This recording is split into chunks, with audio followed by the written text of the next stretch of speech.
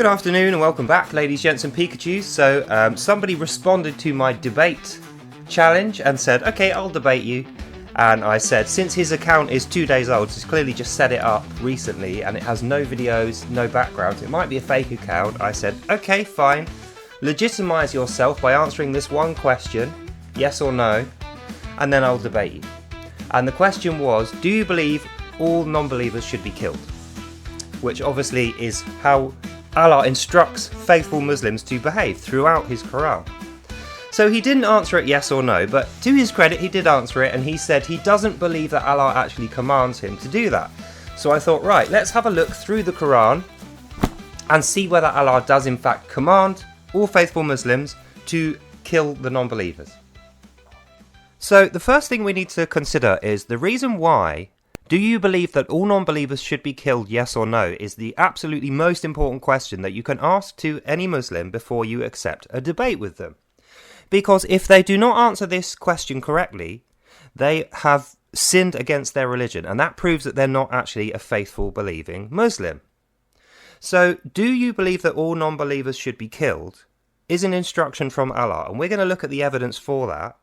It's not an instruction that you can play around with. You can't translate it wrong, or you can't interpret it in an incorrect way, because it appears throughout every single book, starting with the second surah, which is the first proper book. You know, Al-Fatiya is just a single page. So Al-Baqarah is the first book, and the first book in which this appears within. We're going to take a look at that now. On the very final verse, on the last page of Al-Baqarah, which is the second surah, there is a kind of prayer from the person who is writing this to Allah himself, and it says, Lord, lay not on us a burden greater than we have the strength to bear. Blot out our sins, and grant us forgiveness. Have mercy on us, thou art our protector.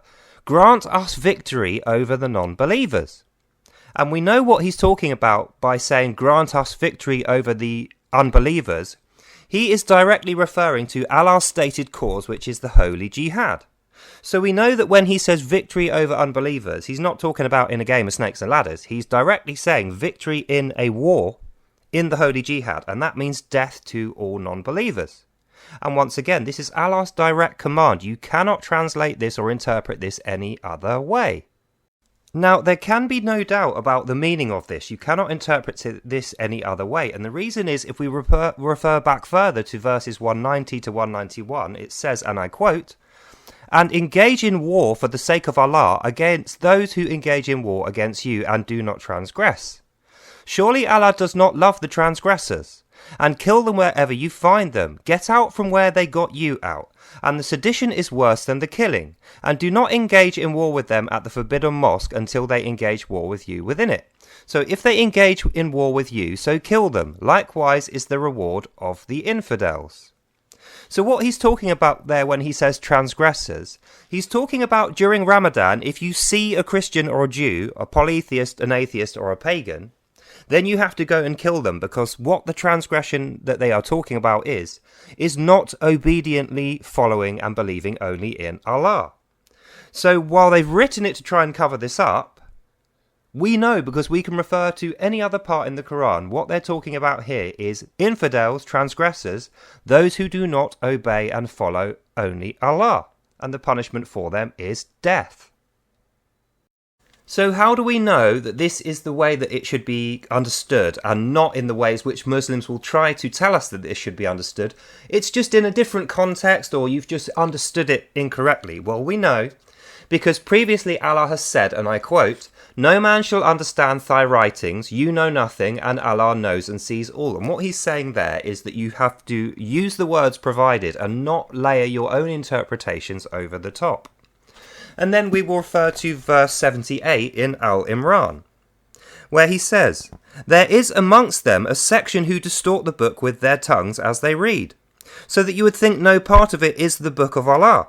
But it is no part of the book what they say, and what they say is, this is not from Allah. It is they who tell a lie against Allah, and well they know it.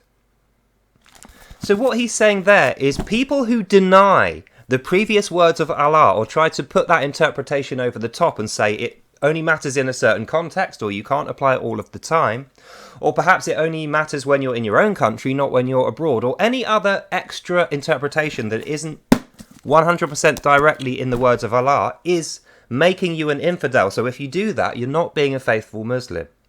And so the conclusion is that we know from these verses, from reading the Quran only and not adding anything or taking anything away, Allah's holy jihad is his cause. His cause must be your cause if you're a faithful Muslim and not an infidel. And that means, as we saw in the end of Al-Baqarah and through Al-Imran, the first 3 books, the first 2 proper books of the Quran, you must kill all the non-believers. Not only that, you must kill them where you see them, even during Ramadan, which is supposed to be your most holy time of peace. In fact, he specifies during Ramadan is the time when you have to kill them most quickly, when you see them, because it's a great insult to Allah that they exist while you are observing Ramadan. And that is how we know, if you're a faithful Muslim, when you're asked, do you believe that you should kill all the non-believers, you are compelled through the commands of Allah to only ever say yes. So that means if you don't say yes, if you say it's not in there, it's misinterpreted, it's not correctly interpreted, or it's mistranslated, if you say anything else apart from yes, Allah was correct, you're an infidel. That means you're not a faithful Muslim. That means I don't need to debate you, because the whole point in me debating people is to prove that you can't be a faithful Muslim and that Allah wants you to be an infidel. If you're not willing to go out and kill every other person on earth who is not a full faithful Muslim and a believer, immediately, as your main goal in life, the holy jihad must be yours. That is the holy jihad. If you're not willing to do that, then you're not a faithful Muslim in the eyes of Allah. So I think that's all we need to go through. I have 100 more verses and different references that can prove this to be the case, but this video will get too long. So I think I've given you enough to prove conclusively, without going through that this is how Allah instructs his Muslims. And as a final point I'd like to add, if you are a faithful Muslim and you deny this, if you think this is shameful and wrong, I wholeheartedly agree with you. But what I would say to you is this: if you think Allah is correct in all things and in everything that he says, but you argue this one small fine point that's right at the beginning of the book, what's to say that he hasn't been wrong another 100 times as we read through the book? What's to say that you don't actually believe in Islam whatsoever? And if you were more inquiring and you knew more about what Allah's commands to you actually were, you wouldn't want to follow this guy. You would know he's leading you into trouble. And he's not leading you there for your own benefit. He's leading you there for his benefit, so that you can depose of his enemies and then be punished by the society that you offended for that. And what does he promise you as a reward for this? Well, he won't send you to his evil fire. There isn't even a tangible reward for you. You have to die and then dice with death again.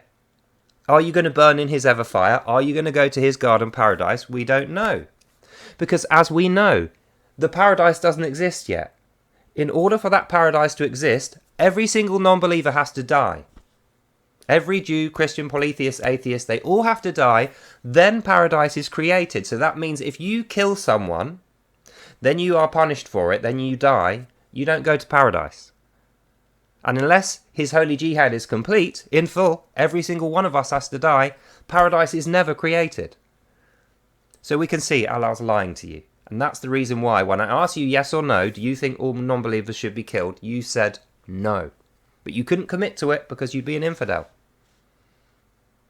So anyway, I think we've conclusively answered the question now. Is it worth me debating you? I don't think it is at this time. I will happily debate you in future. If you become a faithful Muslim and you say yes to that question, then we'll debate why you think all non-believers should be killed. That's what the debate will be. But until you can say that, if you are a decent moral human being and you don't think that Allah was right to dictate that you kill all non-believers, we have no argument, which I'm happy about.